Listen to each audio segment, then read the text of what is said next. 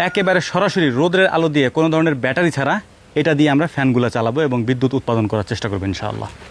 তো যাই হোক, গতকালকে গরুগুলার অবস্থা দেখে আমার খুবই খারাপ লাগতেছিল আর ভয়ও পাইতেছিলাম যে কোনো দুর্ঘটনা না ঘটে। এতে একটা জিনিস কি জানেন, মানে রোদ্রের পাওয়ার যত বাড়বে ফ্যানের গতি তত বাড়বে। এই যে প্যানেলটা দেখতে পাচ্ছেন, এই প্যানেলটা আজ থেকে প্রায় 10 বছর আগের। হ্যাঁ, আমাদের এই অঞ্চলে যখন বিদ্যুৎ ছিল না তখন আমরা এগুলো ব্যবহার করতাম। আসসালামু আলাইকুম। গত কয়েকদিন যাবৎ বিদ্যুতের ব্যাপক সমস্যা। দিনের বেলা বিদ্যুৎ থাকে না বললেই চলে, যেহেতু গ্রাম। এই সমস্যার কারণে আমাদের গরু খামারের গরুগুলি কীরকম অবস্থা হয় আপনাদেরকে একটু দেখায় আসেন। এখানে প্রত্যেকটা গরু হচ্ছে ঝুলতে থাকে এরকম, হ্যাঁ, এরকম করে ঝুলতে থাকে। আর এই যে লাল যে গরুগুলো আছে এগুলো তেমন একটা সমস্যা না হলেও ফ্রিজিয়ান জাতের যে গরুগুলো আছে এগুলোর ব্যাপক সমস্যা হয়। তো যাই হোক, টানা যখন 4-5 ঘন্টা বিদ্যুৎ না থাকে তখন হচ্ছে যে ব্যাপক সমস্যা আমাদের পড়তে হয়। তো বিকল্প একটা পদ্ধতি আমরা বের করছি আজকে, সেটা আপনাদেরকে দেখানোর চেষ্টা করছি। চলেন। আমাদের এখানে বিদ্যুতের পাশাপাশি আইপিএসের ব্যবস্থা আছে এবং এর পাশাপাশি আমাদের এখানে জেনারেটরের ব্যবস্থা আছে।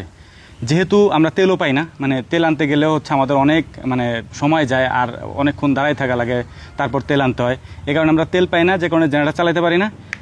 বাধ্য হয়ে একটা পদ্ধতি আমাদের ছিল, সেটা হচ্ছে সোলার সিস্টেম। এটা আপনারা অনেকে আমাদেরকে বলছেন, কিন্তু আসলে গ্রামাঞ্চল তো সোলারের অত প্রচলন নেই।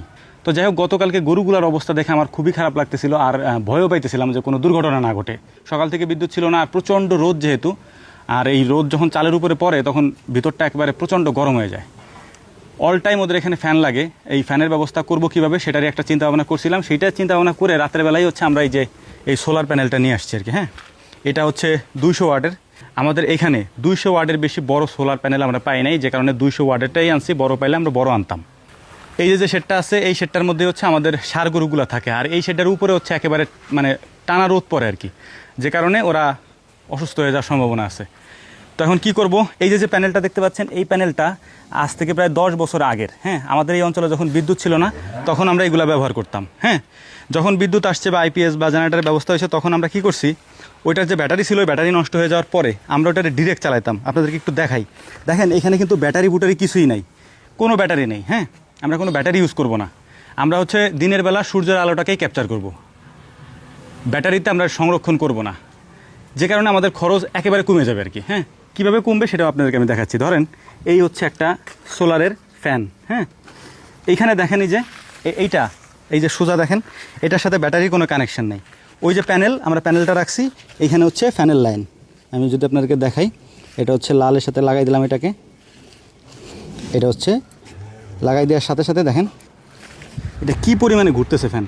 এতে একটা জিনিস কি জানেন, রোদ্রের পাওয়ার যত বাড়বে ফ্যানের গতি তত বাড়বে। হ্যাঁ, তো আমরা রোদটাকেই ক্যাপচার করব। যদি রোদ না থাকে তাহলে গরম থাকে না। বিসমিল্লাহ। তো এটাকে খুলে ফেলছি আলহামদুলিল্লাহ। একেবারে সরাসরি রোদের আলো দিয়ে কোনো ধরনের ব্যাটারি ছাড়া এটা দিয়ে আমরা ফ্যানগুলো চালাবো এবং বিদ্যুৎ উৎপাদন করার চেষ্টা করবো ইনশাআল্লাহ। তো মোটামুটি আমি আপনাদেরকে দেখানোর জন্যে এই জিনিসটা করতেছি। বাকিটা হচ্ছে ফুল সেট আপটা আমরা একটু পরে করব, কারণ প্রচণ্ড রোদ এখানে। রোদের ভিতরে করা যাবে না, এটা ছাই নিয়ে তারপর করতে হবে। তো এই হচ্ছে আমাদের পিছনের প্যানেলের লাইন, যেটা আমরা এখান থেকে নিছি। যদিও এটাকে পূর্ণাঙ্গ সেট আপ করা হয়নি, আমরা দেখানোর জন্য মূলত এইভাবে সেট আপ করছি। এই 3টা ফ্যানই চালাবো এখন আমরা একটা প্যানেল থেকে। দেখেন এটার বাতাস কি। হ্যাঁ, আর একটা দেখাই, এটা 2 পিন দিয়ে এটা চালাই।